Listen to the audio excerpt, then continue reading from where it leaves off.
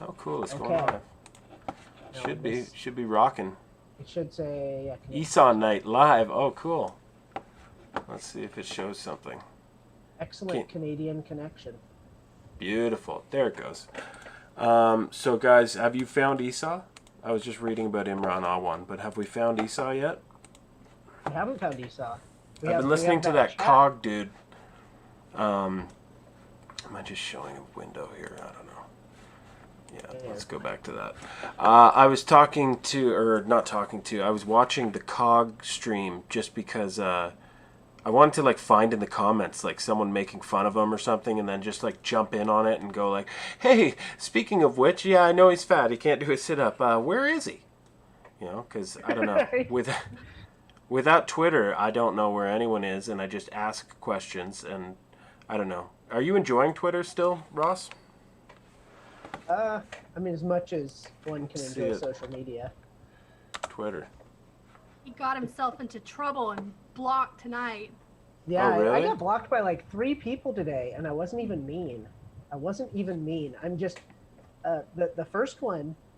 I just asked some girl that was trying to talk about like how we all need to be wearing masks, and I said, essentially, I said, are you going to commit to installing governors on cars, or do you not care about children? Because so many die from automobile accidents. What about schools? There's been zero school shootings. Just one life, Exactly, yeah. And like since shutting down the schools, there's been no school shootings, and as crazy as that sounds to say, because it's pretty stupid to point out no school shootings with no schools, but that's exactly what they say, right? Like when there's no guns, there's no gun violence. So it's at least coherent with their logic. But the real question is, since we're now saving children's lives, why would we ever open the schools again? Yep. Or do you love dead children? Because apparently you love dead children if you want to open the schools. Mm-hmm. It's almost so like after that, I got blocked. Like, holy shit. And who were you talking to that blocked that started it off? Like, because I Just find some rando. it's a rando, but did they block? Yeah, I don't know. I'm so tired of it. Like living in that world. It's nice because you're like, well, the lefties are here and we can argue with them. It's like they're not listening. They just put a click wall on you. They just like Jack devised a way to be like, if everyone's happy in their own echo chambers, let's just facilitate that. And then he did, and we all just talked to each other, and it was just making me ill.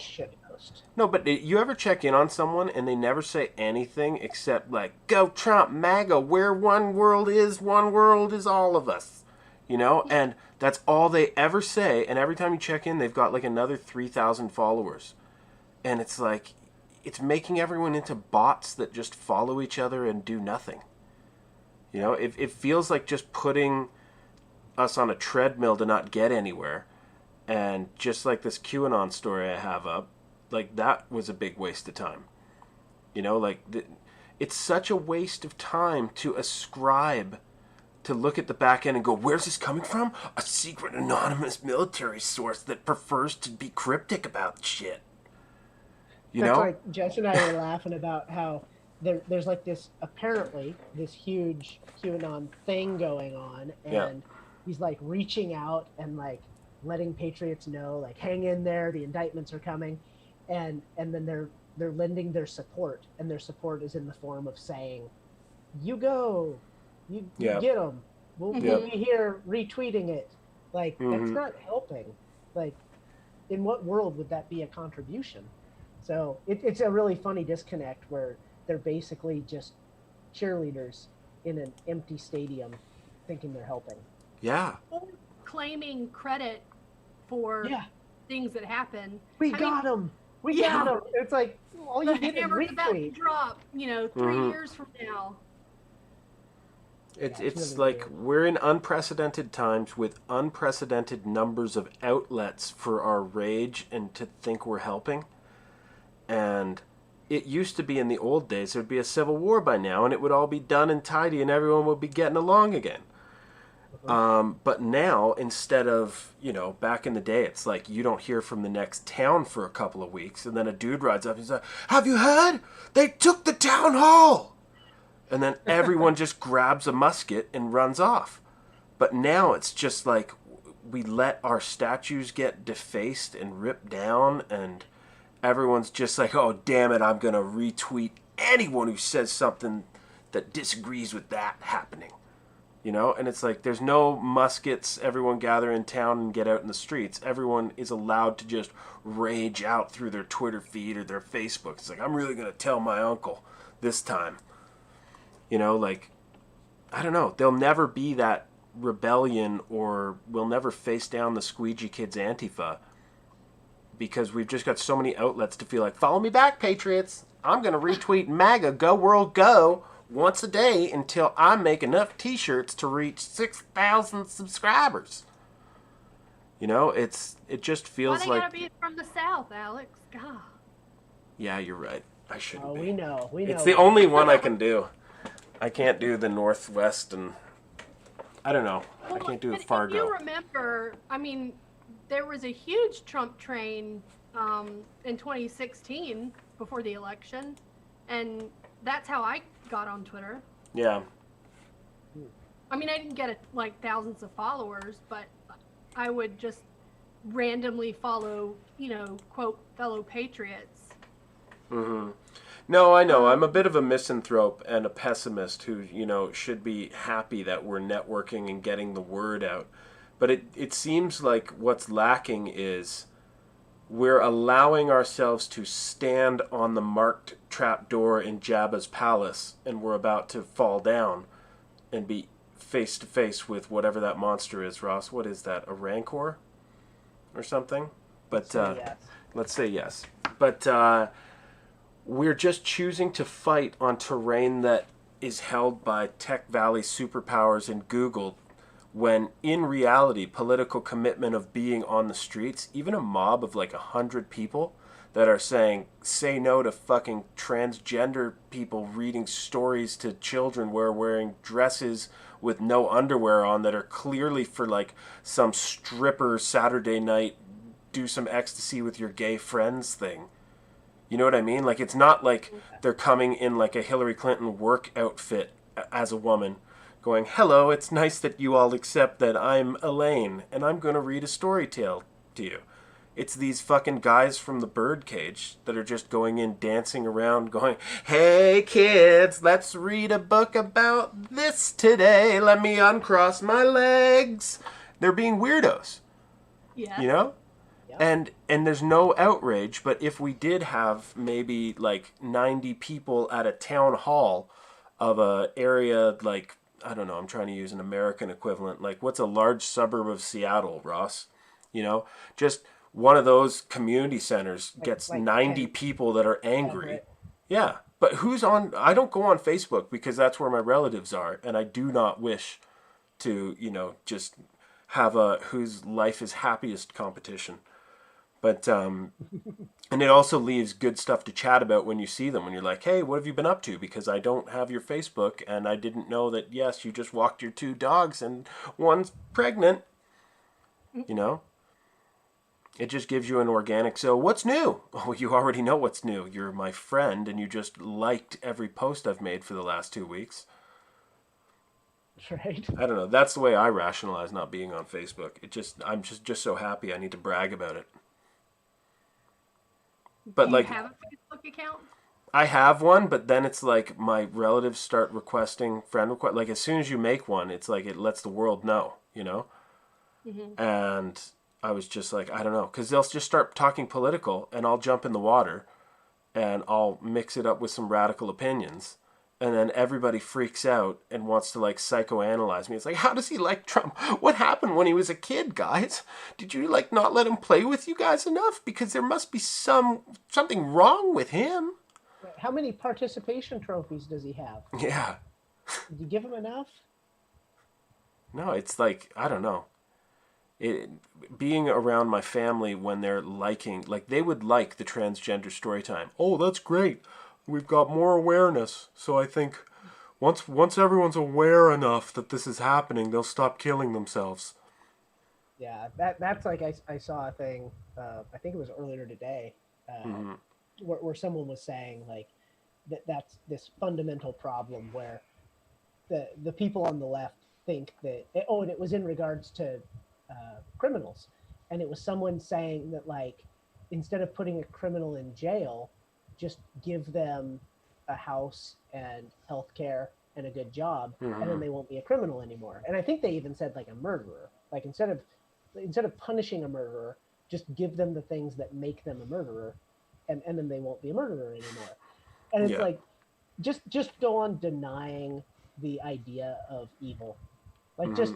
just pretend it doesn't exist. Pretend that like greed isn't a thing. Pretend that the only reason anyone ever does something bad is because they've been forced into it. They're good people with good hearts that want the same things you want, and they've simply been put in a situation where they have to murder someone for a fucking bike, right? Like Oh yeah. that's what their life has come to.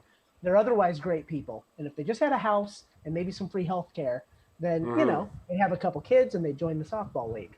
But Oh yeah. since they don't have a house and health care, they're gonna murder you for meth. Mm. Those are the options. And we're just going to assume that other homeless people and people who are addicted to drugs or alcohol won't just kill someone for the sake of housing and health insurance because they don't have that on the streets. Mm-hmm. Right. Yeah. And it's like, aren't there people? And I remember in the replies to it, because it was some, stupid woke tweet that in the replies, they were listing off like all these killers, right? Like Jeffrey Dahmer. It's like, I didn't realize Jeffrey Dahmer was like homeless and in poverty and, killed people because he didn't have fucking health care. Yeah. Is that why he was eating them? And like, I forget the name of the guy that had like a mansion. It's like, I don't think that he was like forced into serial killing.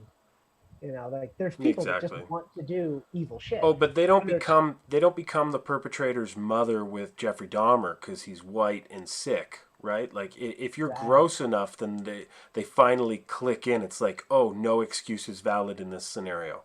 I can't go right, back and go, oh, his mommy should have bounced him on her knee more often, and Jeffrey Dahmer wouldn't have happened, like they do with every murderer.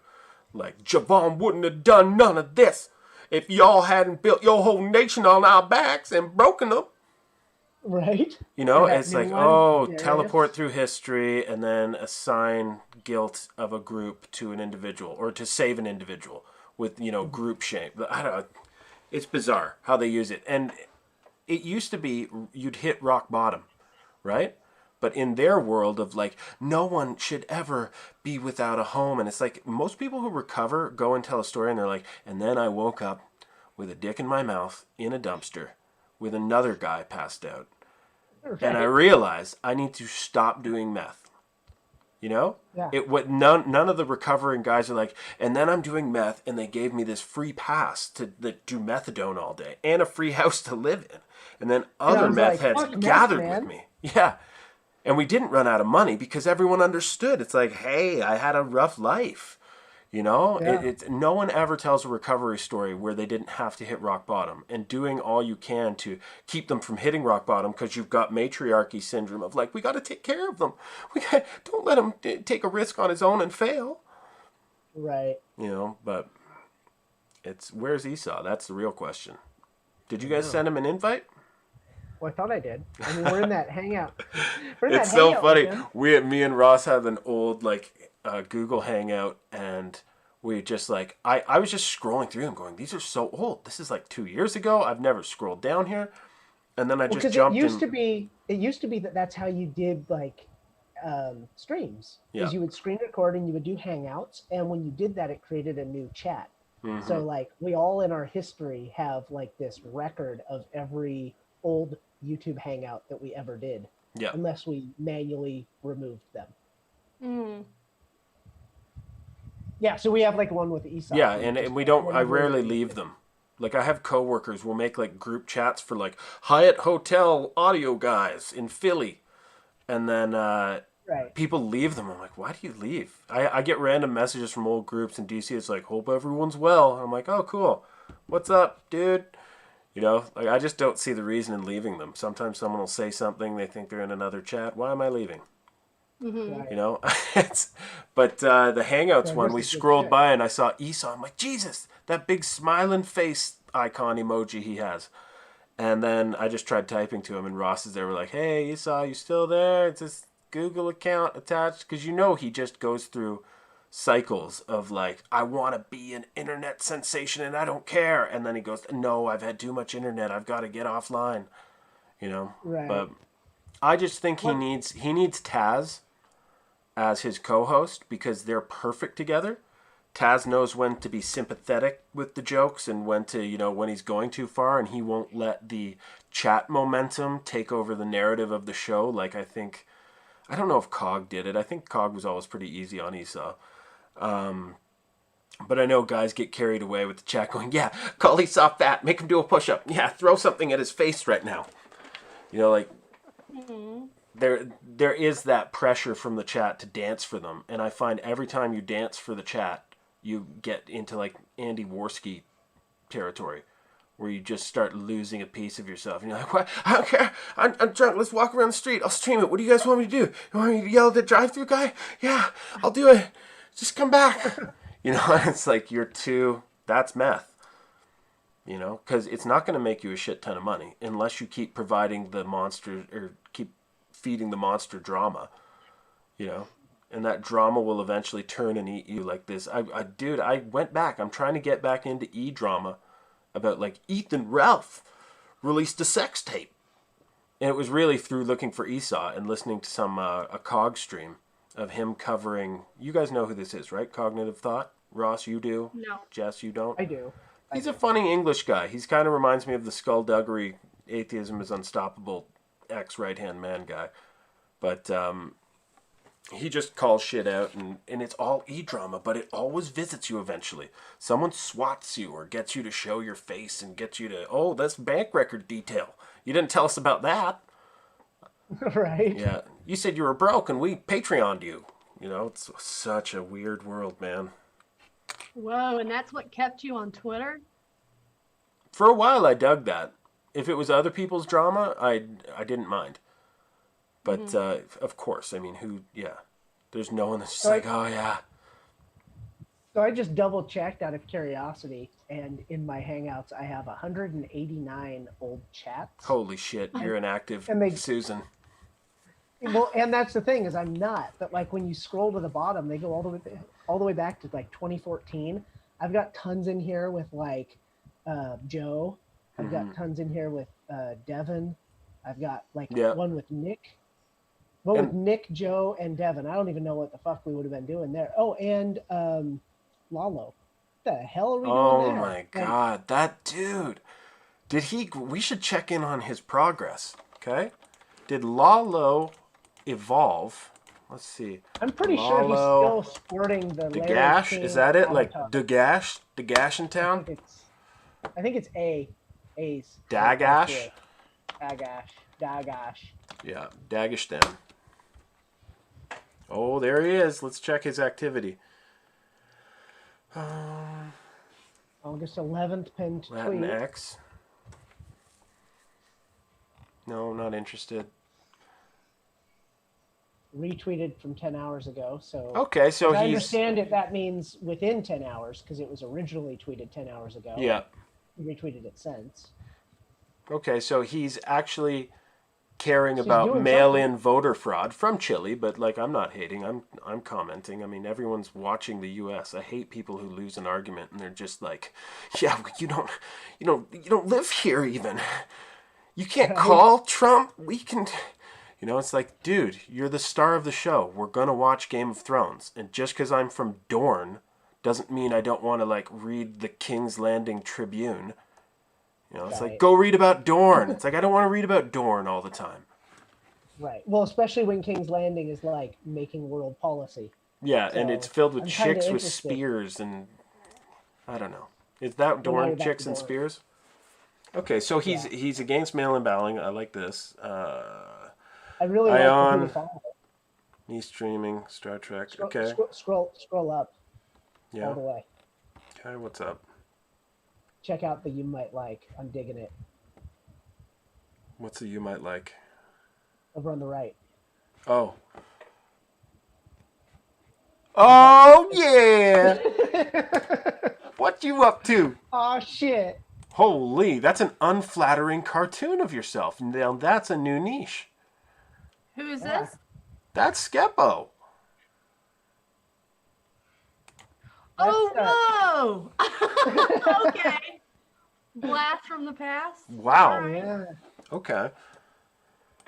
Oh dear. What is she? This is more interesting.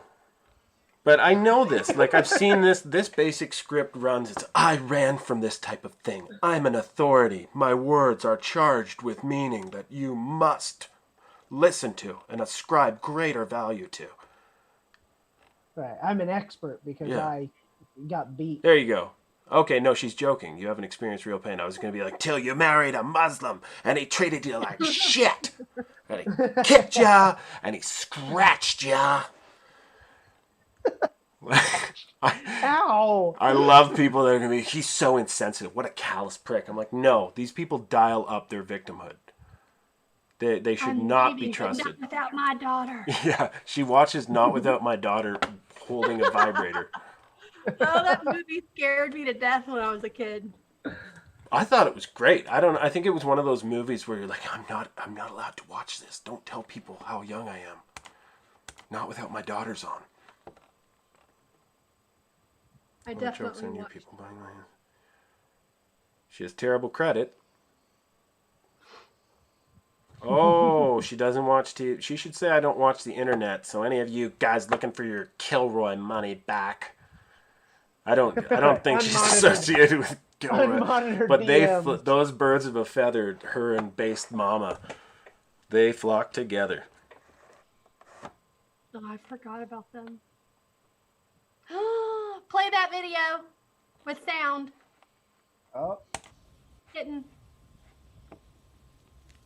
Oh! Oh!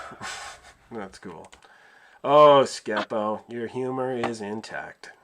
It would have been better if it were an actual kitten. No, but- no, I think that was for me. That twist was for me and Ross. We wouldn't have enjoyed the meow. Whoa! You upgraded the host? What do you mean? I think That- Zoom did that as part of COVID help. Auto upgrade. Yeah. Is How sniffing kind. random strangers' feet really all that bad? So she's still smoking reefer. Oh, and she's utilizing the new feature of like selective replies. That was, yeah. What is that? Oh, how do you tell that that's Like on? click on it. Well, because you can't reply. You see it? Really? The Oh, comment no, box. I'm in protected mode. I'm No, in. that look. doesn't have anything to do with it. Oh, Yeah, 'cause really? even if you weren't They're rolling- protected. Oh, this is a jack Yeah. feature? Yeah. Welcome Read to below your it. echo Read chamber. below it. You are the master of who can communicate with you. Yeah, Oh my seriously. God! Did you Read see the note that below one it. monster who tweeted about how many abortions she's had and she's proud of it? And Yeah, because she turned off all the replies. Oh my It's a new feature that you can say like, can anyone reply, or can only like people that follow me reply, or can only people I mention in the tweet reply. So it's like Wow. getting more echo chambery. Who's No, someone? that's Who's fun. someone else fun to check in on? Oh, look at this. oh, Oh boy. I don't even want to turn on the audio. I don't want to hear her. You better lay the fuck down. Right? I ain't playing. Look, bitch, my break in 5 minutes. oh, that is so hard to watch. I'm crazy. Oh man. Throw that lady Oh, off a she bridge. does that.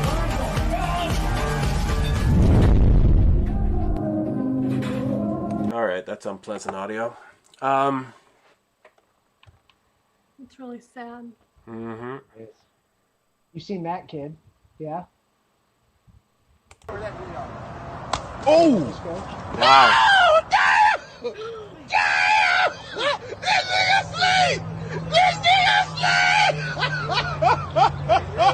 Oh!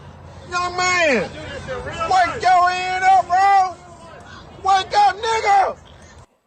What a classy group of guys that is, huh? Yeah. Scroll up a bit. You've seen the kid that got shot.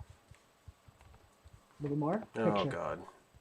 This What a kid. sick fuck. Oh man.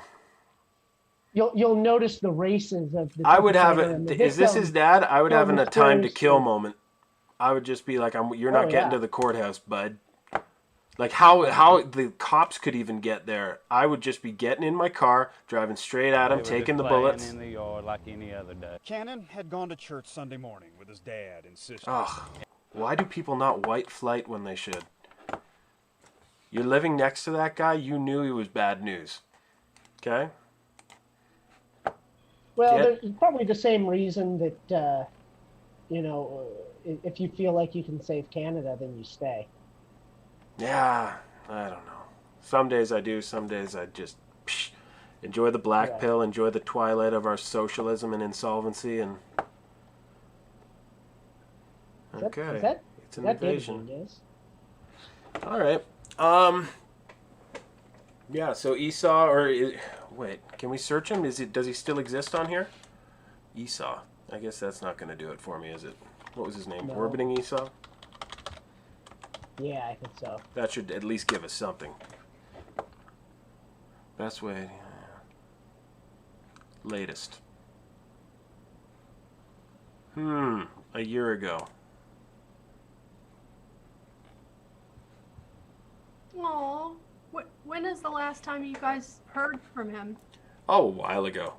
We were just cheering for his career and just saying, you go get him. But secretly I was just wanting him to, hook up with Taz and do a stream with those two. Just seeing those guys take a run at things. But maybe they would need like a Ross or someone to keep them on track. Because I could see like Taz being witty, Esau being adorable, and then someone that could guide them and keep them on track. But maybe Taz would do that too. We'll make Super Dream Team podcast draft picks. It wouldn't be Aaron. That would be throwing dynamite into it. Right. But having Have a you show... guys tried messaging him in Hangouts? Is that what you were saying earlier? Yeah, just scrolling through old Googles. That's how he came up, was just seeing that. I'm saying, oh, Esau. Because me and Ross did his stream and we're chatting with him mainly because we saw the dog pile of him turning against Darth... What's his name? Darth Kangaroo. Of course I know his name. Atheism is unstoppable, but his name is Devin.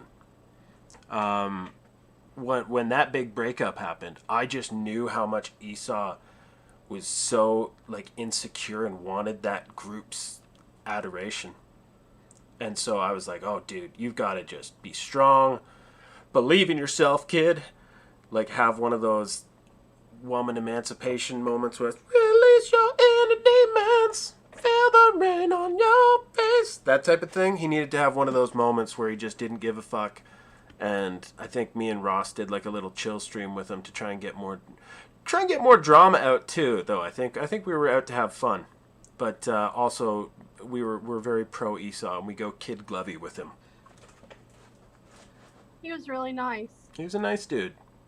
So hopefully he's just living real world life and doesn't even care about being on YouTube or being a YouTube star. Being famous anymore. Yeah. See. Yeah, that time away really gets away from you. I can't believe I was gone for 3 years. Were you gone? Was our blackout that long? Yeah. That was not 3 years. That's what I said too. Maybe I was like, 2. There's no way. I didn't think it was 3 years, and the guys in my other chat were like, nope. It's been almost 3 years. Wow. I know. That's wild. And that was back in those days though, we were in a weird social environment where we were coming to Twitter like for Pulp Fiction drama. And I think you guys, I don't know if it's slowed down in like the Blake bucket and that, but that's the same like, junk energy of just like tuning into a drama or tuning into, Coronation Street. Just seeing what the local drama is. And like, is there still a Blake bucket where he dances for you guys and provides entertainment? I mean, I'm still Currently, using. no. So,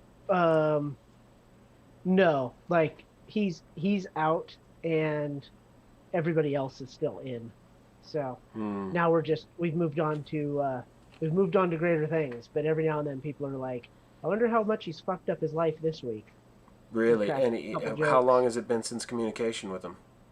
Well, he's been begging Helen for money, but that's always happening.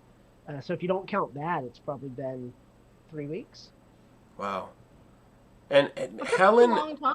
Helen seems to have a pretty witty sense of humor. Oh, I Um, really like her. I wonder why she keeps biting the cheese that he leaves out, though. Like, is it just she thinks he's a lost case, and that's what women do? Is they just kind of, want to change him, even if it means that he keeps coming back to them. Like, she basically fed a duck bread, and it just keeps coming back, and she wants it to fly, but it's never going to fly. It just wants her little piece of bread. Yeah, I think that that's a big part of it. Is she does want to help. Hmm. Her heart's in the right place, and then he's just like vicious to her. So every now and then she just kind of fucks with him as well. But it's Really? it's kind of like the same way people would rib Esau. Like they'll rib him a bit, but then they'll be like, yeah, but you're actually all right, and we can Hmm. go do the stream or whatever you wanted to do, or shit like that. So I think it's similar to that. Like she'll give him a hard time and then he just chimps. And so it's kind of weird because some of the time she's just like brutal to him, and then some of the time she's super kind to him, Hmm. and then all the time he's just a piece of shit for her. Yeah. I don't know. I don't miss it. I don't miss like the Babylon 5 original chat where we had like 50 people in there. It was just I don't dude, life is stressful enough to come on your phone and be like, "Oh fuck. I got to answer you. Let me sit down. Just wait. I'll get the card. I'll get the card." Like, you know what I mean? It stalls up your Right. entire life. It would for me. If someone was like just starting drama or something with me, I would have to pay attention to it. Mhm. Like other people put their phone away and go, "I'll answer you in 4 hours."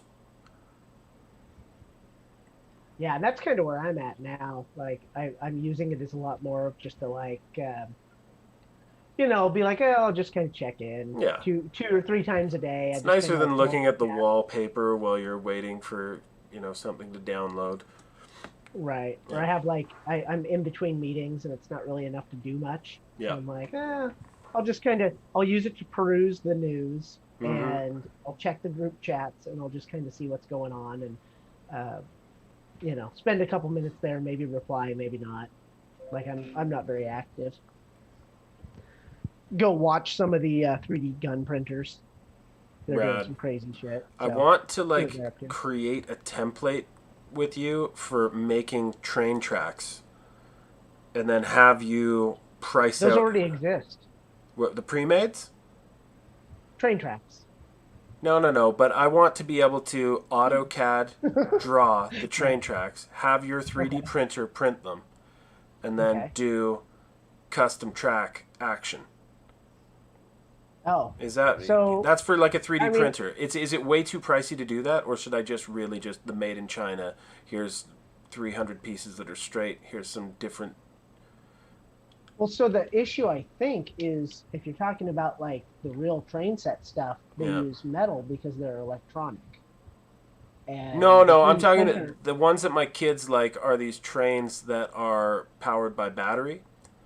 Oh, And the okay, yeah, price for like the tracks, I'm like, fuck you. I'll just 3D print this shit through Ross and ship them across the continent, right. right? And I so mean, then it's I, certainly yeah, cheaper. They can't really compete with how cheap 3D printing is. I mean, I suppose they could, but they wouldn't make any money, yeah, and true. they make money. So, um, I want to do like a it, Mister Rogers, cut a fucking hole in the wall and the train comes out. You know what I mean? I want to do a so heavy duty train track because we went to the mall and they love this little fucking Hogwarts store. It's a total like price gouge. Everything's Harry Potter. A $69 goblet that says Rivendare. You know, and right.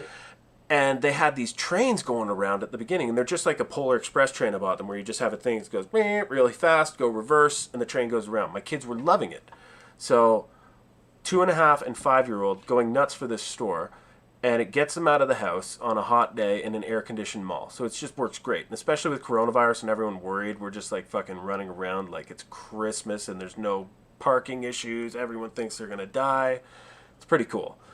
And then this store, they're like, we're revamping. We're doing a whole big Hogwarts exhibit. Because I don't know, some of the store was like Frozen 2. Some of it was Harry Potter. And then we're doing a big Harry Potter thing. Bring them back. They're going to love it. So it shut down for 3 weeks. And the kids are like, I don't know, they want it back. Then when it comes back, it's like, no trains. They can't play with them. No, we've got T-shirts there.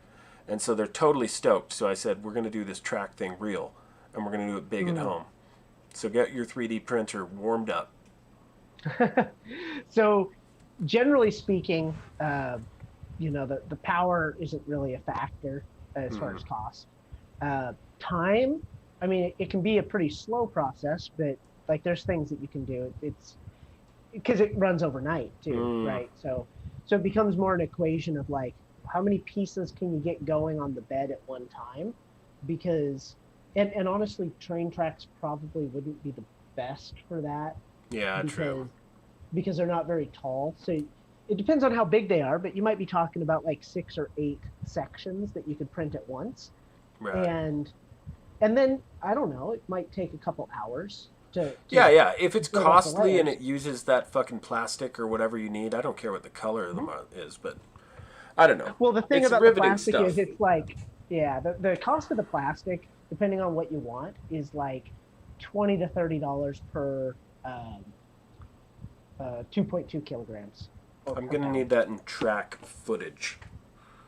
Depends on a lot of factors. But like weigh them, just straight up, like put one on a scale, because we could make it the same as they make it. It's a pipe dream, Ross. The effort required will never meet how committed I am to making it come true. But I don't know. It's a fun thing to brainstorm. And if you gave me like I have these pre-printed ones. They're just, what's the wheel base distance on your train? Like, I always assume when I say something to you, you're going to be like, oh, that's easy. Click this link, and then the tracks will magically appear through your slot drive. Right. Yeah. Actually, there probably is a thing like that. So there's some really cool stuff that they've done on one of the sites is Thingiverse. Mm-hmm. And they have, like, configurable 3D objects. Rad. So, So it kind of depends. Like, here's the toy wood ones, but those are different, I imagine, because those are innies instead of outies. Right? They have the grooves, and the tires sit down in the grooves because they're the wood set. But they have a lot of like pre-built stuff like that, and you can find certain things. Like one I saw was like for a desk organizer. Mm-hmm. So it's like it's got a spot to like set a business card, and then it has like a pen holder, and it has like a USB holder, and it has like a little spare change tray. Right. But when you load it up on the website, it says like, well, what do you want? And you can say, I want 2 change trays, and you just pick it with the drop downs, and it changes the drawing. And once you get it how you want it, then you just say, give me that file, and it gives you the file, and you load it on your 3D printer, and you're done. Like, it does all the configuration for you. Sweet. So you could probably find that on like tracks where it's like, what do you want? And you can be like, I want a straight section or a 45 or whatever. Mm-hmm. Or I could go to China is asshole, and they could they'd probably cut a mad deal, because my government is in China's pocket, bro. We'll never go to war with them. I hear that. That's what I lecture people about when I see them, by the way, is because I'm still like a 1 in 30 radical for Canada. All of us are liberals over here, and even my coworkers, when we all got laid off because we do live events, and we have this big warehouse doing nothing, and the government releases all this money to say, let's get our businesses to start making face shields. So we became an assembly line. They're like, do you want to come back for like minimum wage while you get your government dole, your emergency money dole? And I'm like, all right, sure. Gets you out of the house during the day. And then we start making it, and they know I'm political, and I don't talk about it with them. If I'm talking to a liberal and they get emotional, I'm like, oh, I'm sorry, you're not prepared to talk about this. That's totally okay. Totally okay. We don't need to talk about anything you're not prepared to. And that usually enrages them, but then it's a good way out. I was going to say, I would be so pissed. Oh yeah. I just said as soon as they Just get, start like, acting up, I'm like, dunked on. whoa, whoa, whoa, this is pretty emotional. I thought we were just talking about facts with each other, but if you're not ready, it's fine. I don't have to talk about politics. I totally get that I'm 1 in 30 in this country. And and slowly they keep teasing it out of me as we're like working together all day, like me and 15 other dudes. And I just settled on the argument with them. I'm like, look, if you guys can take baby steps and maybe like not like China, then I'll be happy with you. But right now, the series of events as they unfolded, it's insane for our news to be telling us that China's our friend. It's insane for us to be testing Chinese military vaccines on Canadians in conjunction with the Chinese government when they won't even let people into the site where the virus came from to see what the hell it was that they released. So they haven't done anything to show a good olive branch of faith to anyone in the world with how they've handled this. The least you can do is not like them. But when you keep saying, when you keep shitting on Trump and your objections are so paltry, and I go through it, I'm like, okay, I get all your objections are based on you're an elitist and Colbert tickles your elitist G-spot every night and makes you feel smart shitting on Trump. I know that that's what happens to most Canadians. It's not even CNN or CBC. It's Colbert. It's the Daily Show with Trevor Noah. We watch that shit. And like when I talk to my dad after he's watched it, he's like, "Oh, I don't want to talk to." I'm like, "But you do want to hear the shitty humor side of it that makes jokes on a phony narrative that isn't true." Yeah. So you go off laughing into the fields about this funny narrative that has the context stripped out. And then when I try and return context, you say, "Oh, I don't want to talk politics." It's like, fine. You're just committed to becoming a zombie because you find your zombie programmer funny. You know? Right. It's like, I can't help you at that point, but you're not going to go tell everyone at Thanksgiving, like, "Oh, Alex is a little too heated when it comes to politics." I'm like, just do the bare minimum steps. Not like China. Ask our health minister to resign. Ask our, Surgeon General to resign because they just recite Wuhan talking points to you. And you're trusting a source, and they're saying stuff like, trust the scientists. And the scientists are at war with each other. If you look at like medical journals, there'll be like the head of epidemiological studies in Detroit, who's also a heart surgeon, who's saying the only thing wrong with hydroxychloroquine is that doctors that are paid millions of dollars from special interest pharmaceuticals are committed to pumping remdesivir down everyone's throat, right? So you can't have a 6-cent pill come in, 6 cents a pill, used for 70 years with no health complications, at least nothing of note. I mean, there's pills that stop you having a runny nose that list complications like may cause cancer of the leg, may cause cancer of the ear, like they just go on, and people still say, well, it's safe. He did tell us the risks. But then you get hydroxychloroquine, and the only thing against it is a study that got retracted from a medical journal. So who says we're halting trials on hydroxychloroquine, the 6 cents a pill, based on a medical study that showed that it upped the death rates in patients that were given it when they were like suffering, like these were like heavy sufferers that were in their late stages where the blood's not even carrying oxygen and the organs are shutting down. And unless you get a full transfusion of healthy blood, you're not going to survive no matter what drug they give you. So that's another way that they can do shit studies and then pump them up, right? And say it largely does nothing. When the patient is in its death rattle, it does absolutely nothing. And didn't even bring him back from the dead. What exactly. the fuck?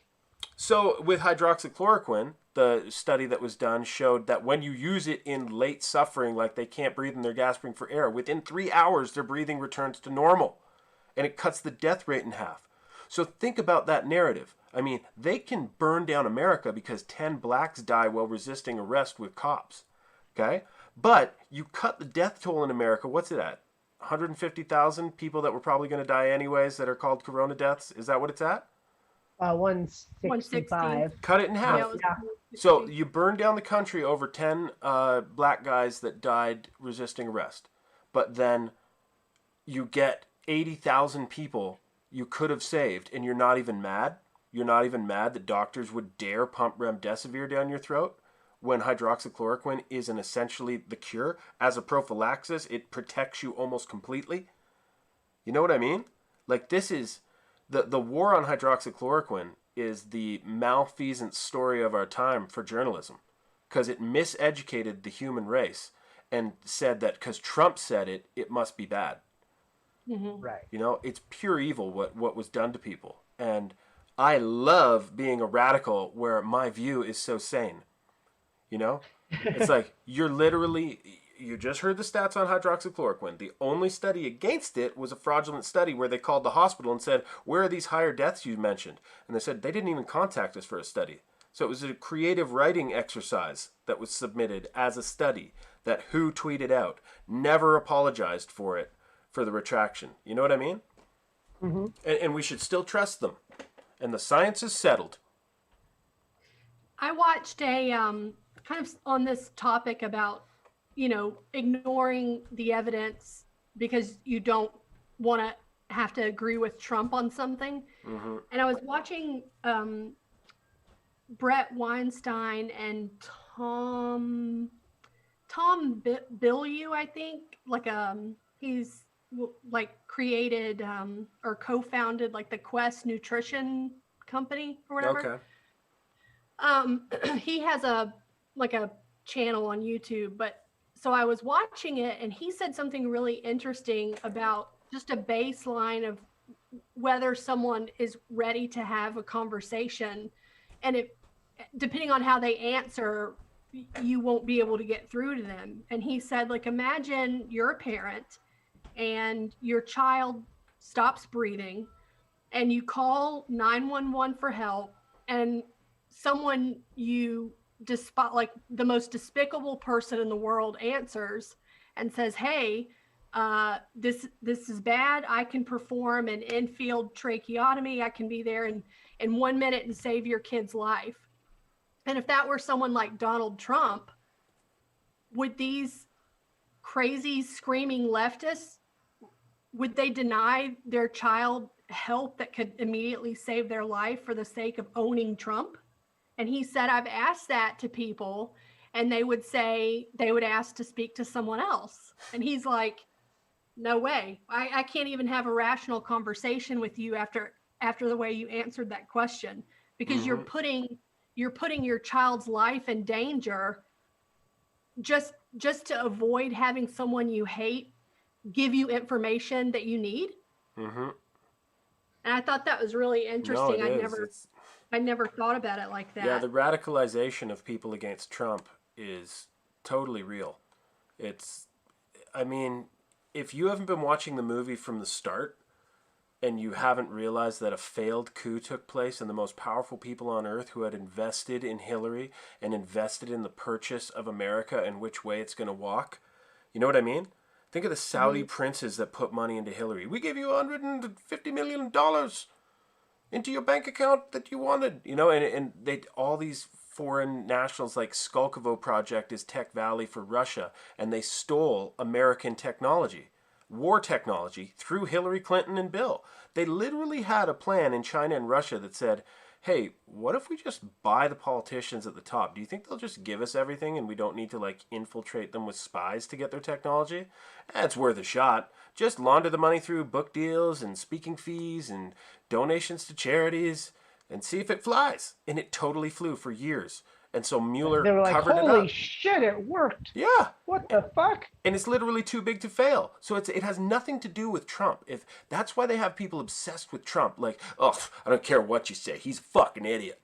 A fucking idiot. That's what they want. They want you to focus on that and not the fact that it had to be Trump. It had to be Frodo that throws the ring into the fire, because anyone that was electable would have been on their radar to destroy. They always laughed. They laughed so hard about Trump that they forgot to make his plane crash in 1998.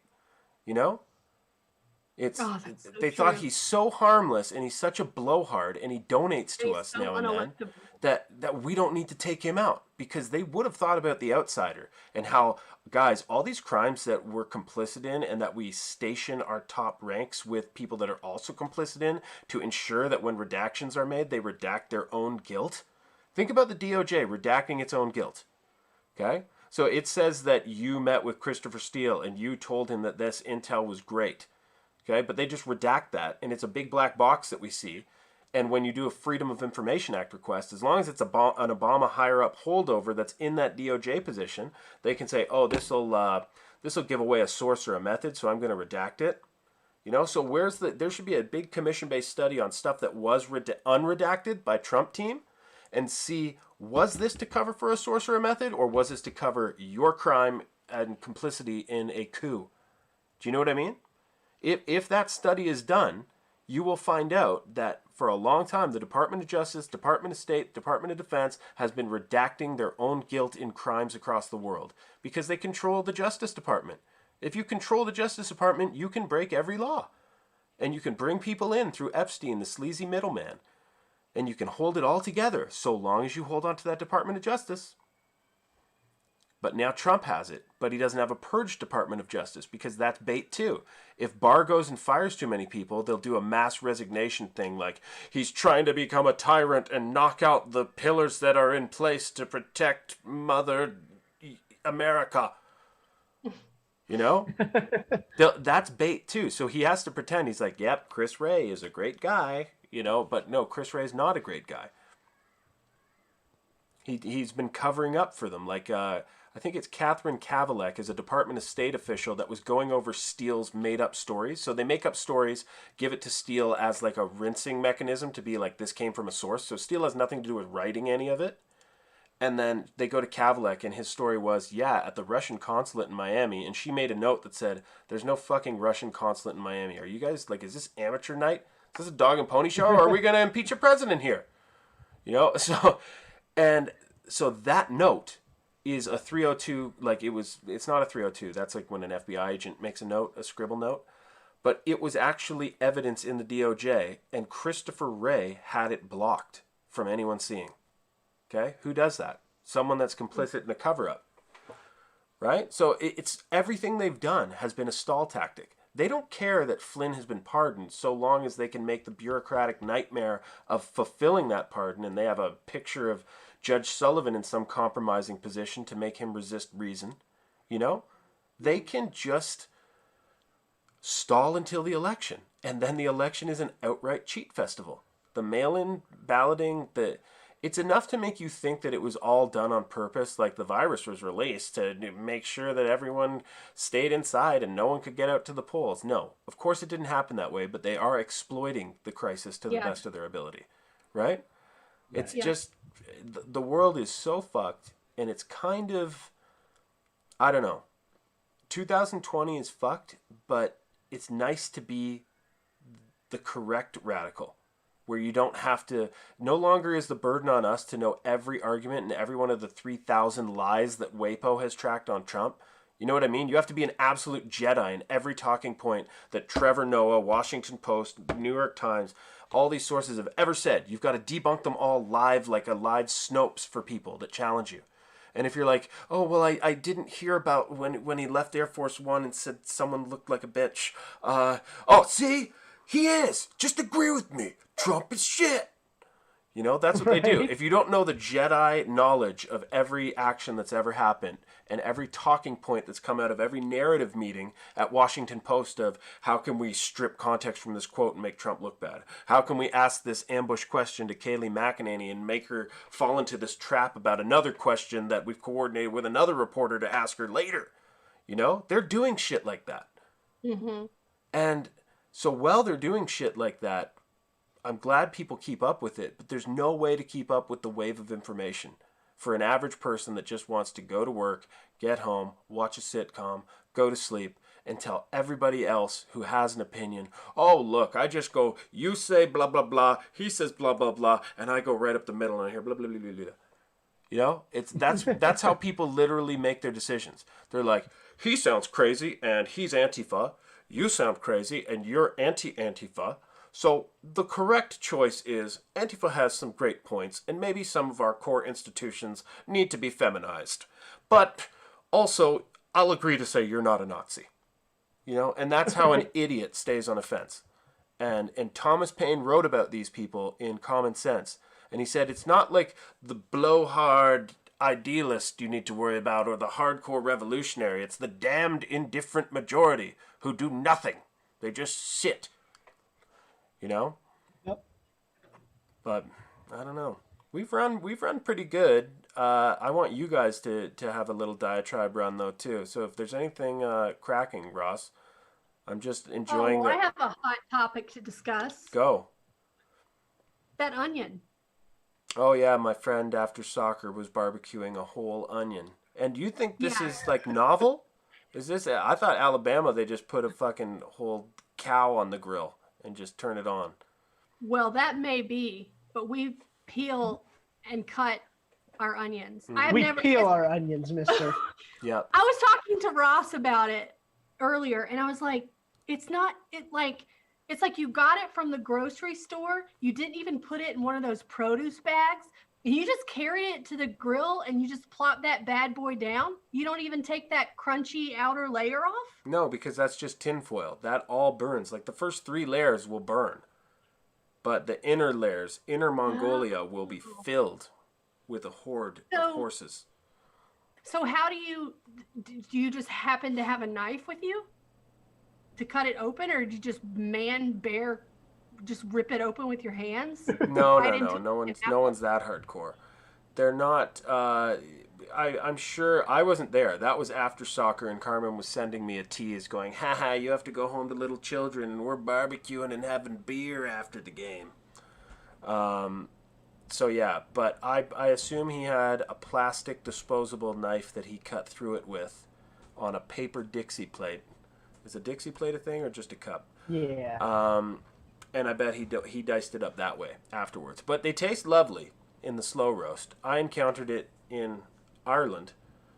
My aunt and uncle used to do that. They'd get like sweet onions or Spanish onions and just throw them on whole. That red onion shit's far too healthy. If you're going to fucking barbecue an onion, get a tasty one. Don't go for, this is going to lower my cholesterol.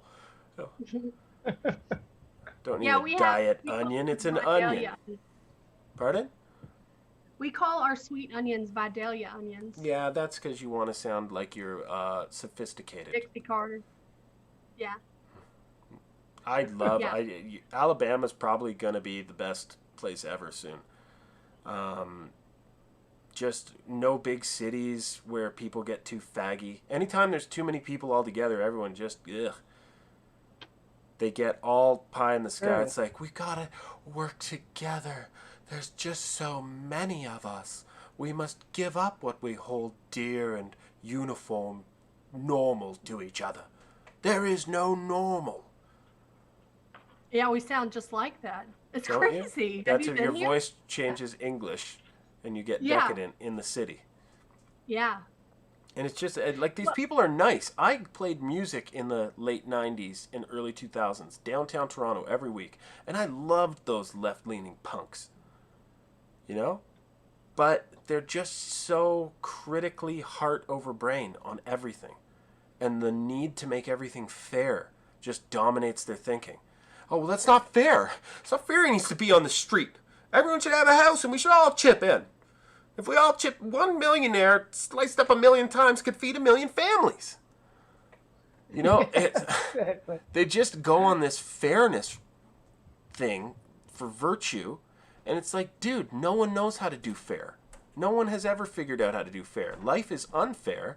And we find that matching ourselves into competitions where the best rise to the top and are applauded, and the losers are shamed until they fall back into line, has made the trains run on time.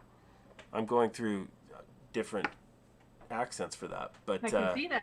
Yeah. I was trying to look for like the Patrick Stewart one, but he's too hard to catch. Captain Picard. That's a hard one. But yeah. I just can't. Well, and they don't want fair, right? They're not going to say it, but they're not going to want to live in the same government housing as homeless people, drug addicts. Oh, they do, but just in their head, where everything goes by their imagination. It's like, no, when I walk through this neighborhood, Jamal comes up and he says, "Hey, do you want my hot new mixtape, Todd?" And I say, "Yes, I do. Aren't we getting along? Come by for some, Creole jambalaya later." It's like that's what they think that the, Islander community or Bayou guys are want with white people, that they want this big group hug in their head. Once they get to that area, they're just like, okay, that nice people, of course. I mean, I'm not saying that an individual won't be nice, but they're very in-group preference, and they're very stick to their own. You know what I mean? Mm-hmm. Like, it's not, you drop a black guy in the middle of a white town, it'll be like, oh man, hot damn, yo, come over here. And they'll be so nice to him. I'm doing Alabama towns, but if you drop a white person in the middle of I'm going to change it here and go like a poor black area, you'll get knocked out, robbed, filmed, laughed at. Like, the most racist treatment ever will befall you, because when a mob sees an individual, they see an excuse to exact group justice on that individual, achieving a racism singularity where you brand one with the bad stereotype of all. Do you know what I mean? Like, it's fucking insane to say the whites are racist. We gotta watch for Nazis and shit. And it's like, dude, have you seen the knockout game in Harlem? If you're white standing at a street corner and someone comes up from behind you and knocks you out, and then people pick your pockets and take selfies with you as you lie there unconscious. You know? That is bad, and it's happening to hundreds of people. Because we hate ourselves. Sorry, Jess, go ahead. The left is making excuses for them. And something I saw, I don't know if it happened today or if I just happened to see it today, but the Macy's guy, the white guy, is asking for the judge for leniency for the man who beat the shit out of him. Oh yeah, the virtue points he'll get. Oh, he's still not even fully recovered. Like, yeah, some people's brains are totally bewitched by this notion that whites are evil. Yeah. You know, I do blame ourselves. I mean, when you teach that our society is shit in schools and then invite over violent cultures who believe heavily in their superiority, the dominant will rise. And that will be gang culture, because gang culture is insanely dominant. Right? The demand of respect while issuing none, which leads to constant murder. Yeah. You know, demand total respect, issue zero. That's my game plan, and I plan to be the best. Oh, I was shot. You know? Yeah, it was a good run. It was a really good run, and people will talk about me for minutes. Did I make a difference, God? Yeah. No. But if there was... There should be a dominant white culture. Not like white as in it's exclusive to us, but Western, British, European. You know what I mean? What I use that example of Lord Kitchener, Viceroy Kitchener, visiting a remote town in India, and they were going to burn a woman to death for adultery. And they told him, I'm sorry, but this is our culture, this is our custom. Where a liberal would have said, oh my, hands off. Well, you know best. You've got your own culture. And the Viceroy equal. Yeah. And the Viceroy knew Western superiority, and he's like, well, we hang men who burn women alive. Let us both follow our custom. Right? So it's like, you have the option to do that, but I'm not letting you get away with it. And the same should be for criminals. It should be, you have the option to act like an insane person that goes and tries to shoot the bouncer of the club you got kicked out of. But the neighborhood you live in should be pelted, your house should be pelted with garbage. Your parents should be yelled at for the way they raised you and shunned from the community, from lawn bowling, from the barber shop. Do you know what I mean? There should be a community reaction to savagery, but still we have the matriarchy stepping in, thanks feminism, to go, oh, but he's got an excuse. And when you have an excuse, if you're his mother, then you realize he's got a lot of good acts that you're not considering. I mean, he helped an old guy cross the street, and he, you know what I mean? Like, writing an excuse for people's bad behavior incentivizes more of it, and that's what matriarchy justice is. I mean, the matriarchy is for nurturing and growing and taking care of the vulnerable. But once that's exploited, it must be met with the patriarchy and Dracon for draconian law, where every crime was punishable by death because people couldn't fucking behave. Right? So we won't realize that people can't behave in Canada. We've just given up our whole society. In America, there will be a civil war, but at least it's one you can win. The rest of the world has negated their civil war by just inviting all the barbarians in, and not having kids, and inviting the barbarians' wives with their kids in, and saying, look, there's nothing to fight over now. No reason to, shoot your arrows over our walls or, spit in our face. Oh, you just spit in my face, but that's okay. We conquered Constantinople, and we shouldn't have. And you know what I mean? We're done for if we just live in this liberal weakness of writing excuses for everyone. But America stands a chance. What does that civil war look like? I've been thinking about that because so much of our military is heavily tech integrated, and if the left owns the tech, how does that hinder our military? I mean, if the left owns the tech and they fucked with anything military, Silicon Valley would be occupied like that night. And everything, it's like, okay, give us your password, give us your logon. We want every network. If you are honestly using like the Google app on our military phones to like know where our tanks are, then we are arresting you. This is a war.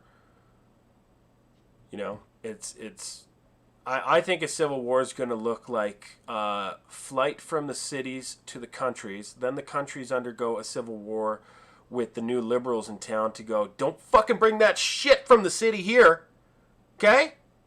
And then that little war is going to go down. The cities will start burning. The blame game will go on about whose fault it is that they burn. But gradually the country will stop feeding the cities, and it will kind of slowly decay into... It'll be like a dipping your toes into the pool type of civil war. It won't be massive battles. It'll be dislocated.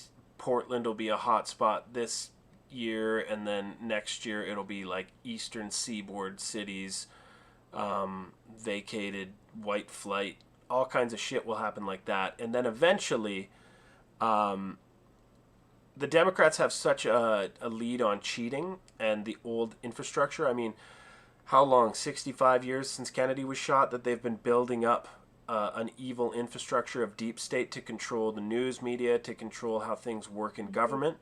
Right? It's just going to be states are going to be petitioned to leave the union. And they will. I think that's how it'll happen. Ross is smarter with U.S. stuff. But I just think it's going to be they'll leave. They won't declare war. No one's going to fight for Philadelphia. They're just going to retreat to the rest of Pennsylvania and go, okay, new border. You're no longer in Pennsylvania. Right. Is it in Pennsylvania? Philadelphia, Pennsylvania. Yeah. Okay. Yeah, it is. It always sounds weird, but it is. Yeah. But no, that's what I think is going to crack off, is some sort of tiptoe into war through secession and decay. Because, I don't know, if Trump wins and can successfully purge the levers of power from the executive branch, they've still got Congress and Senate to fuck with. A very good investigation would be, if they could do it properly, into how Mueller affected the 2018 election of Congress and Senate, right? Mm-hmm. Because they won back a lot of seats and took control to make Jerry Nadler in control, based on constant daily barrages of lies from Mueller. And what did Mueller leak? And did he help the news foster suspicion of Trump while at the same time knowing Trump did nothing? So withholding exculpatory evidence from leaking and only leaking evidence that looked like Trump was guilty without actually saying he's guilty. Lawyer speak, dancing around it, right? Mm-hmm. So I think if they could do something like that, if they could initiate a PR campaign that gets that narrative out, because it is a narrative, because it's talking about a story from an angle, but it's a correct narrative. It's not just a made-up narrative of how can we strip enough context to make Trump sound like a monster day in, day out. Mm-hmm.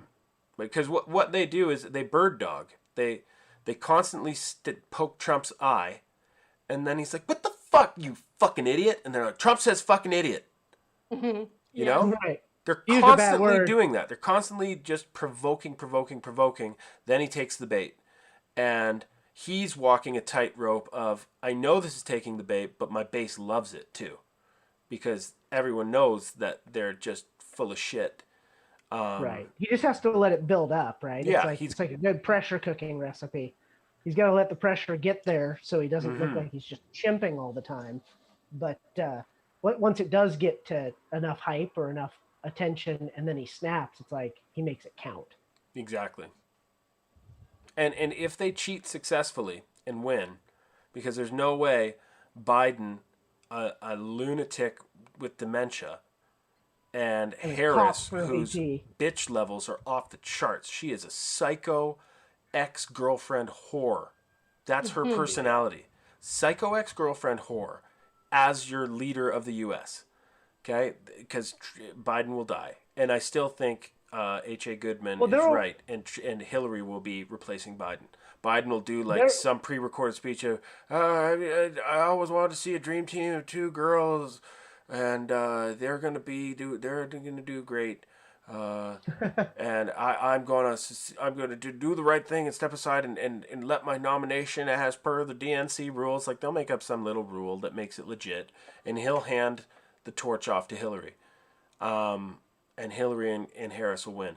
Harris is basically like admitting to Antifa, we're on your side, and we're on the side of chaos. You know, because she's just a chaos monger. She'll say any word that will inflame Antifa. She'll just loudly proclaim it.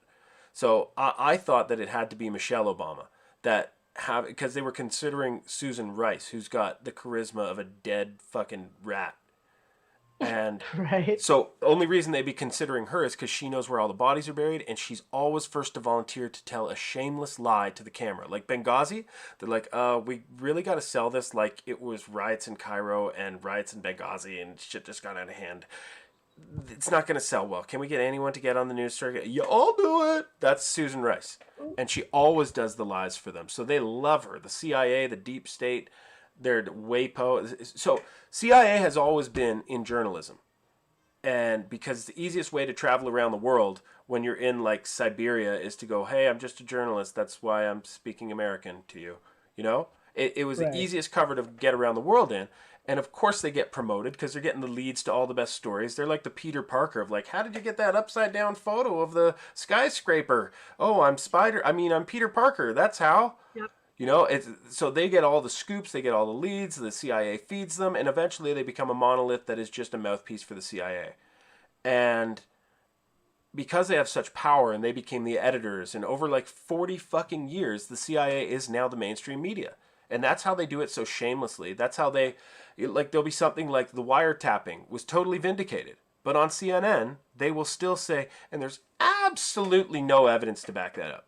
You know, with a straight face, they'll just deny reality because they're CIA operatives pushing a message. They know that their false message will keep their sheep happy, right? It says right on it, fake sheep food.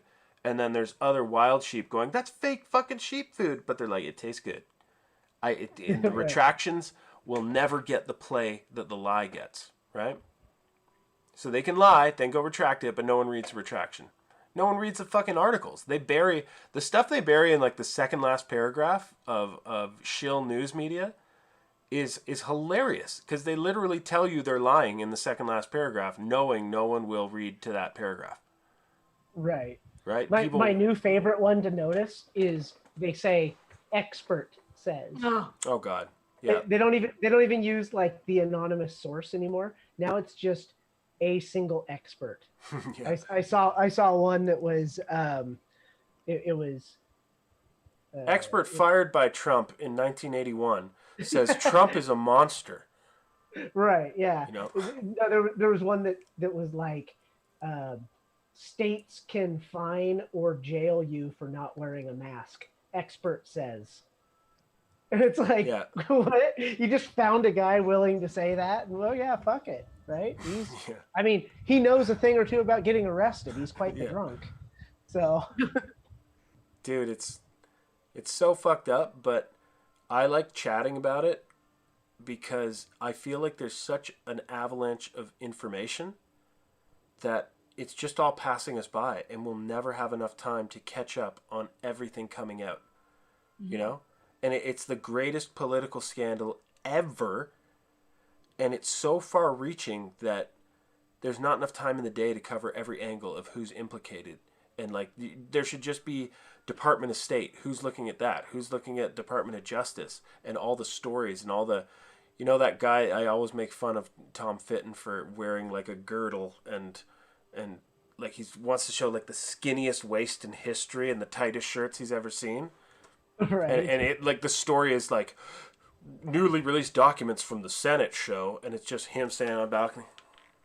Like a full shot, and you're just like, dude, it's about the story, Tom. We know that you go to the gym.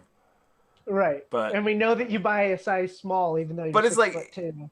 but he knows everything. He literally stores all the info of all the, every time we find something out as the public, it's mainly Judicial Watch that unsealed that letter, because they have professional lawyers working 24 hours a day on FOIA requests for constantly suing and suing and suing for documents. So they'll wait 2.5 years, but then you'll just get like a notification going, Tom Fitton, after 2.5 years, yep, you were right. Obama was in the White House office talking to Biden about how they were going to fuck up Flynn, you know? Right. So there's so many things like this happening at every moment that I don't know. You know what I find odd though is like the concept of a FOIA request is because I think I was telling Jess this because she was asking about Cernovich, and he had successfully gotten a FOIA request on something, and he was kind of taking credit for like Epstein. There was a lot of stuff he does, yeah. So it might have been Epstein, but and it might have been Epstein. So he had kind of like broke a thing, and he was kind of taking credit for it, like, check out what I've uncovered. And she was saying, is he some kind of like hardcore investigative dude, or like what's going on? Why is he taking credit? And you know, it turned out, well, he filed a FOIA request and they granted the request. And I said, I don't want to take away credit from anybody that does that because, well, fuck, I'm not doing it. So, you know, I shouldn't cast stones. But to be fair, it's not like he went and uncovered some conspiracy. He literally asked the government to share with us a conspiracy, and the government said, yeah, okay, sure, we'll show you. yeah. Which is a really weird thing when you realize that's what all FOIA requests are, is the government basically just saying, yeah, I guess it's okay for you to know about this now. Yeah. Like no one gets it, right? Like even Tom here and his lawyers, like they're not flash banging the you know, federal library and fucking running off with the book and finding the records. Some dude on the federal government side is literally making a photocopy of like the scandal and sending it to them. Yeah. Which makes it blacking kind of a out what controlled he opposition wants. thing, right? Yeah. Yeah. And the stuff that they sue for, the best stuff that Judicial Watch finds is what judges court order, because in looking for one thing, they'll say, we need these Department of State emails, everything from this time to this time that mentions the words this. And then when they search those and they get them after 2.5 years, they find something about 3 years ago that an email that they were sending said, yeah, Judicial Watch is asking for these files. I think I'm just going to take my time and then tell them, no, we don't have any. But here they are. Tell them to fuck off. Yeah, but then they'll say, but here they are. So then the judge has to go, oh, so you lied to Judicial Watch on your FOIA request, so now you must provide this to them within 10 days. And just finding out, it just shows that there's an intent to deceive. And no one, because there's such journalistic malfeasance, no one is ever told or made aware of what to be mad at about reality. You know, like it's clown world in Canada. Like we were talking about experts. They had BLM's founder on as an expert on BLM. You know, not like a domestic terrorist expert or, study of Black history professor, even to give them a bone a bit, It was the actual founder. And then they're asking him questions like, oh, okay, so thanks, nice. Are you a good guy? Black Lives Matter expert. Can you tell me when this will end, when we can expect the burning and defacing to stop? When black people stop dying. Oh. Right. What? That's when? So, okay. Once we change everything in society, once we give everyone a free house like Oprah's told us to, once everyone's in a free house, black people are going to stop dying? Well, maybe. You know, it's like... right? Well, that's the funniest part. It's insane world. Yeah, well, that's the funniest part because it's like what you're asking for is like, yeah, we're going to stop looting when we decide to stop doing stupid shit. And it's up to you guys to incentivize us enough to stop doing stupid shit. And it's just a mystery box what that's going to take. Because even the houses, right? Like we could give them all houses and they'd still just kill each other over something else. They'd kill each other over cars or rims or bitches or street cred or drug turf or, you know, and even if we just gave them unlimited money, they would still kill each other just to be the alpha of the block. Exactly. Right? Like it's a culture of dominance. So the idea that we can do anything to get black people to stop killing each other is perhaps the most clever low IQ lie ever spread. Exactly. And I just can't believe we're in a world where 7,000 deaths are from them killing each other, from blacks killing each other. We're not even getting into the fact that every other race should be mad at blacks for disproportionately killing us to us killing them. Okay, so that's, right. We're not even discussing that part.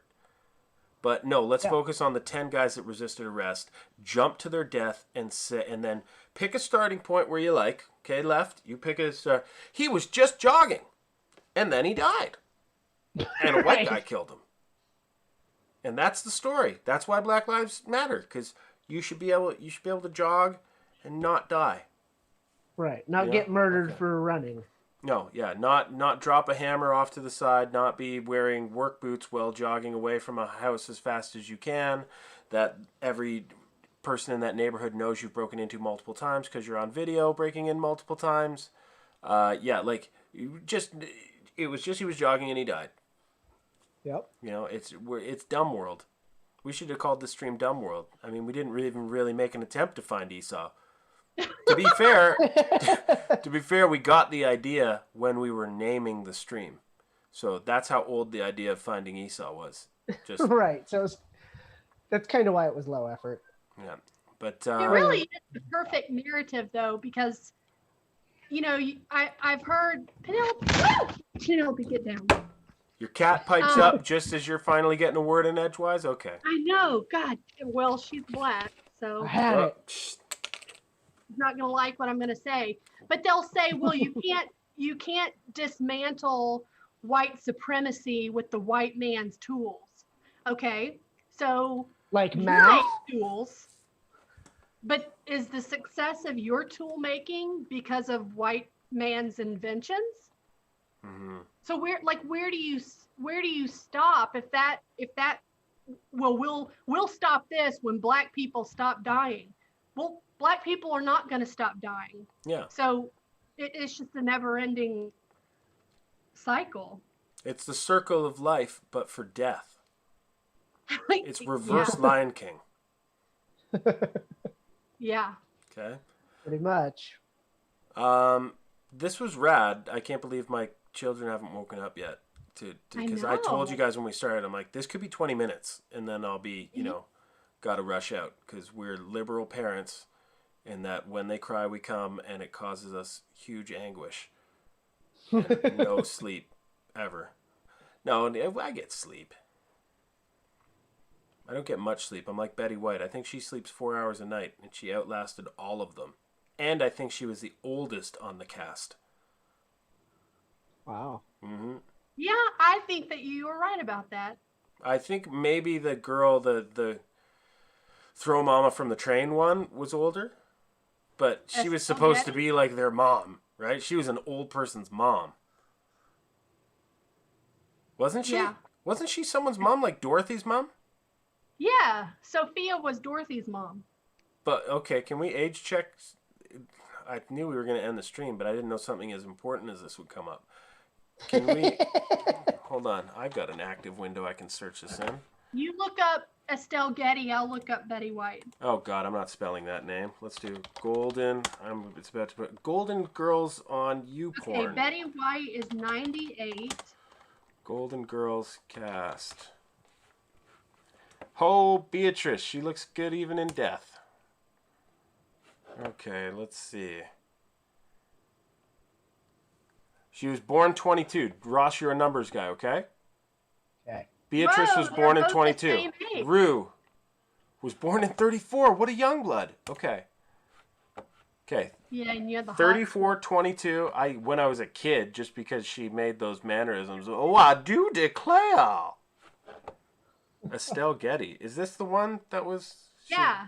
She and Betty White are like the same She cleans age. up. She's She cleans up actually mighty younger. well. She's younger than Betty White. Oh my God, look at her.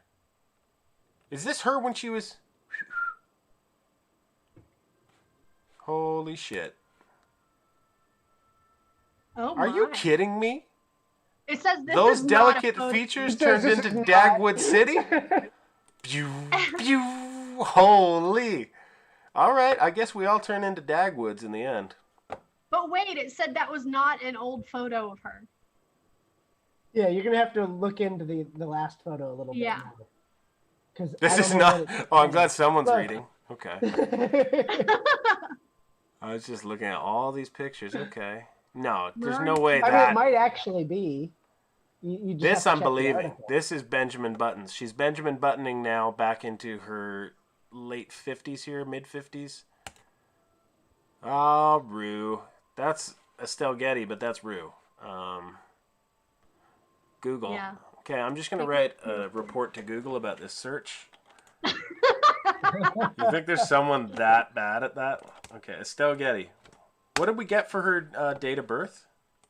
22. 23. on her. 23! Dorothy was older than her mother by a year. Oh man, this is Jesus some time Christ. travel We got to shit. name this, rename the stream. A bomb just dropped. Dorothy's mom was younger than Dorothy. So we've Holy just shit. disproven the Golden Girls. Now what do we do? Maybe not. Now will black people stop killing each other? I hope so, because BLM is piping hot. Boom. Get out of here. Q. That's true. Now that they have the facts, you know. Yeah. Well, They I were was just interested destroyed in with this facts Q and article. logic. I'm interested in that top 25 greatest wrestling characters ever. All right, we'll do this and I'm going. Let's see this. Those characters. I This just- just takes you on a click fest of fucking like. Number one. It's gonna has show to you be- tapioca pudding in the next page, and then I'll need to click. Oh, this guy Brutus. I don't remember much of him. This guy was rad. He's Canadian. Yeah. Bret Hart. Yeah. All right, Bret I Hart. guess I think he was cool. Shawn Michaels was my bae in the 90s. Look Oh, at this God. guy, man. Holy fuck. Apparently his hands and his That head Warrior never stopped beat me growing. For one, or I'm gonna be pissed and rage quit. Let's see. The Honky Tonk Man. Rad. That character's badass. Have you heard about my wrestling character? My No. idea for one? Yeah, Ross has for sure. It was... Where'd I Wait, go I with need that? to see who's number one. Crap. You gotta see. Okay, I'll keep clicking. My wrestling character idea was a character called Keith Karma, and he would just kind of cleverly be like waiting in the hallway, over listening something that two other wrestlers are talking about, and then in the fight he would come in to sabotage it because they talk shit about their friend, and Keith Karma comes in to regulate. But anyways, his catchphrase was, "You better watch what you do, because what you do might come back and fuck you." So that's what he does after he betrays you. Like, he'll jump in the ring, smash you with a chair, and then the mic will drop to him, and he'll just say, "This is why I'm fucking you up, son. You done talk shit, boy." But you know they can't say "fuck you," so it would have to be like It'd just be a Whatever. long bleep. they can't. They'll give me the 6-second delay. Oh, this Or the guy. crowd will just. Junkyard Dog, dude. He couldn't be alive now. Oh my God, Junkyard Dog. Oh man. God, that was one of my brother's favorites as a kid. Mhm. I got ripped off in the schoolyard because Junkyard Dog was an expensive fucking wrestler. Like, that's like a Christmas from Santa gift if you get a Junkyard Dog. Remember those big rubber things? They're huge rubber heavy wrestlers. And he had the chain and everything. And some older kid at school when I was in junior kindergarten was like, hey, that's pretty nice, but you know what's even better? This G.I. Joe figure with a busted arm. Right. And so I just got Snake hoodwinked. Eyes missing a leg. Oh, yeah. And I got home, and my parents are like, you traded the junkyard dog for fucking Seaside? What's the guy's name? The Navy dude? It was like, what? Hulk Hogan, he's not number one? Come on. I don't even think it's counting. Ultimate Warrior. Is it counting? If it's not Ultimate Warrior, I'm going to rage quit. I don't even know who these two are. They look like Jagoffs. Demolition? This looks like a joke. This is just some person's personal list. Yeah. Like, this is an arbitrary list of this who I like. I could watch this guy right now if he was still alive. Even if he was really old and, doing the... Oh, God, this guy. Mr. Perfect. Yeah, he's another one, bites the dust. What did him in? Mostly, I'm going to think roids or depression from concussions. This guy... Sergeant Slaughter. Who is this guy? Like every dude at the pub? I used to... This isn't I used a wrestler? to work with a guy that looked exactly like him at a mill. And he was like 3/4 retarded. Really? Oh man, yeah. It was a funny experience because he'd try to insult, because we were back in like a shipping area, and so everybody's just like constantly, making fun of each other, cracking jokes, doing stuff like that. And he'd spend all day trying to think of a funny thing to say, and then he'd fuck it up. He'd come over to you and just completely trip over it, and. Yeah, it was a thing. I'll try to remember some of the ones he did. That's awesome. It was the failed Jake the Snake's great. Yeah. I liked his Rogan thing where he just tells you about, you think your life was bad, and he just goes through. There's a really good documentary about Jake the Snake. It made me cry. Oh, dude! Basically everything that Satan could throw at Job happened to fucking Jake the Snake, right? Like. It was a sequel. Yeah, I think he was born from a rape, like he was a botched abortion that was raised by the janitor at the abortion clinic. I don't know, something bad. There he is. What did he rank? Ric Flair. I don't even know if there's rankings. As soon as there's this much shit happening on screen, I don't even read. It was 20. I'm just seeing pictures and reacting now. On the slideshow, it was slide 20. But you can't trust this. I mean, does it look like they're keeping track here? Come on. Net worth? Oh, there's no way this fucker is more... Who is this? Is better than Ultimate Warrior. I don't remember this. Were they normalizing the gay back then? This guy looks like he should be reading books to children. Alex, wrestling is pretty gay. I think they've always been normalizing the gay. This is no. I remember this name, but remembering childhood memories is like remembering a drunk party where you're just like seeing frames of it and you're like, I kind of remember you. This guy, yeah. Oh, I didn't even know that they were a team. That Karate Kid guy? High energy. Holy shit. Coco beware. How racist would it be to call him Coco now? You'd have to call him hot beverage of African descent beware.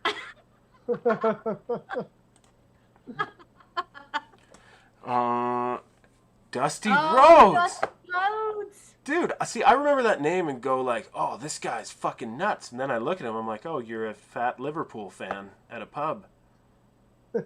I thought he was like a Ted DiBiase looking $1 Million Man. That was a wrestler I remember. X-Pac. Mm-hmm. What is this? X-Pac! Yeah! Suck it!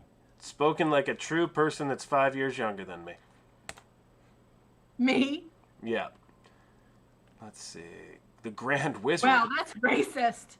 Imagine how many fun searches. Hey, you remember the Grand Wizard? I really like that outfit you wore. What the fuck? So he has, a black male genie appear to let his racist ass into the ring. I don't think that's a black person. How much money did he make? Net worth unknown. Net worth unknown. Okay. Yeah. Well, they're not sure if they're supposed to calculate his worth or Yeah. If they should add all of his slaves worth too.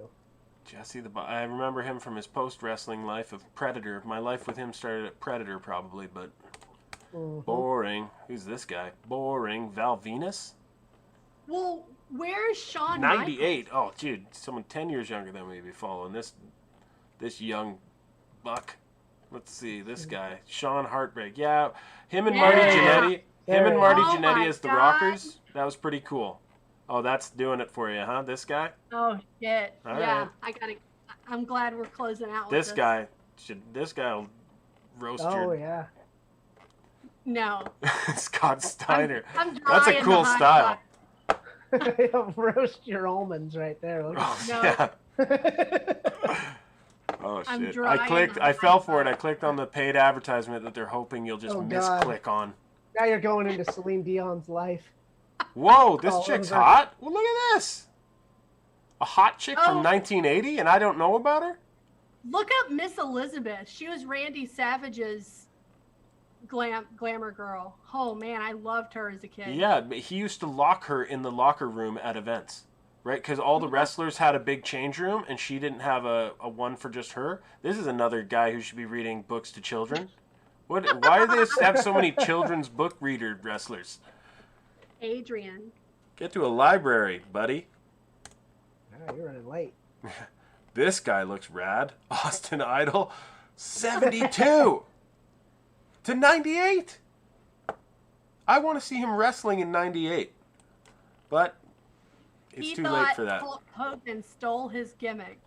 Johnny B. Bad, pretty cool. I'm gonna admit Yeah. he had a little bit of a children's reading going on down there, but That reading Buff rainbow. Buff Bagwell. Bagwell. Shit! All right, Oh, yeah. this guy looks fucking hilarious. He's got that barbed wire tattoo to keep the haters 1990, out. he made $500,000. Good for you, Buff. He looks like a bouncer from In Living Color or something. Like, That was a great show. it was a great show.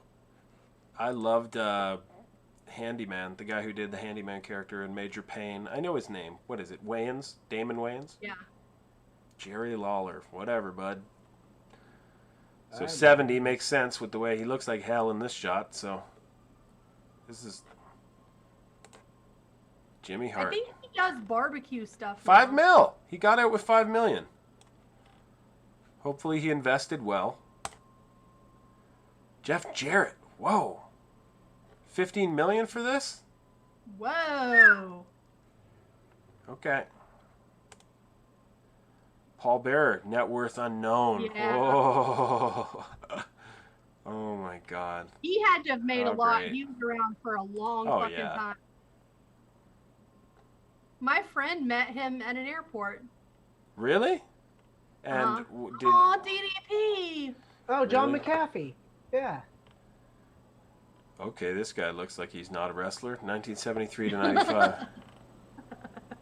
Looks like the He's like amazing a- atheist. All right.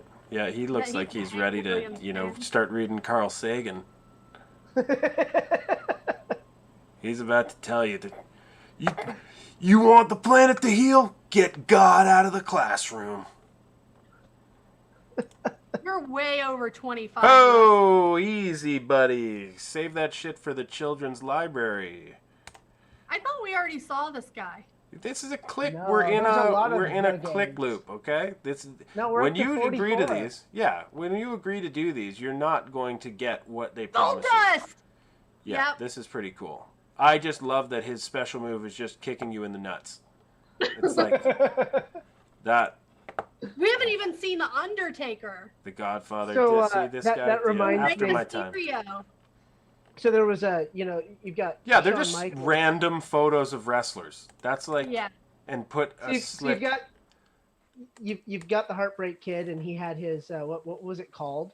I mean, he just kicked him in the face, but he had a name. Oh, for it. really? I don't remember. See, I remember very few finishing moves, but when you line a guy's nuts up and put his legs up and kick him in the nuts, that I'll remember Yeah. because that's gonna hurt. Well, so Okay, Shawn this Michaels. guy. Hopefully was some he's dead. kind Oh, he yeah, called yours. it Sweet Chin Music. Yeah, Sweet Chin Music. Oh, Yeah. rad. So there was a Nintendo 64 wrestling game. This but guy's fucking awesome. It was Sorry, go on. WCW. Yeah. It was WCW because they didn't have the licensing on WWF, and I remember that motherfucker. and they had a guy named Glacier that was basically a Shawn Michaels ripoff, and so he had the kick to the face, and I just got such a kick out of that game that like, well, first off, you spend most of it just punching and kicking the shit out of each other anyway, but so then a finishing move that's just a kick cracked me up. That's right. But it also made me laugh that like instead of this big extravagant thing where you like, power bomb somebody backwards off of the top rung of the fucking ring, you just run up and kick him in the face. Like, why aren't you doing that the whole time? Yeah, it seems why like save it? It could save your life. Yeah, just kick him in the head. All right, this is... Okay, we got to the end. I think I'm just down the rabbit hole now. I'm just looking. Well, yeah, look, it's They redirected. snag you with a couple of like... And then, It's then you get redirected this. to read more. This is last call. This is 8 a.m. the next day. All right. Well, that was fun, guys. I'm glad OBS works, and I'm glad all that shit's cool, and I'm glad life is rad. We'll do this again, and then we'll do it with some sort of cohesion and flow, and offer the public something interesting rather than inside conversations about people they don't know without a developed backstory. Like, well, Blake is a guy with heavy autism that I use as a background, and that's his fucking eye in the top corner. Oh my God, is it really? I just zoomed out because the picture didn't fit before, the background picture. So, Oh God. I had to squeege it in. That's Blakey, all right. Oh, there he is, yeah. Got him. See, hi. Okay. Yeah. And that's Treyu riding a luck dragon into his wilderness of a mind. That's it. But yeah, this is fun, gang. Let's do it again, and we'll do it with the topic, and we'll get your like cam shot, so I'm not up here alone. You can just each have a little square, okay? We'll get Esau in here. He can help. I hope. That was our discussion. Was maybe it'll generate enough of a little interest in him that one day he'll click on a Slender Chunk channel and see this 15 views thing about Esau and go, "Whoa, I'm still a legend." He'll climb out of his little his little Georgian burger cave or wherever the hell he comes from. Yeah. He'll come grace us with his presence. And I just want to watch the Esau and Taz podcast. That's it.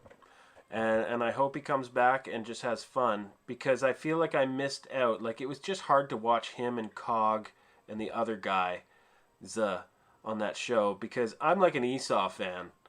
And I'm not not a fan of Cog or them, but just to constantly, the times where he's brought in, it's Esau's detriment. I mean, he controls his own experience, and if he wants to be like the laughing stock because he thinks that's where his stock is highest, then for sure. But I think Taz plays him a little more sophisticatedly and gets funnier shit out of him.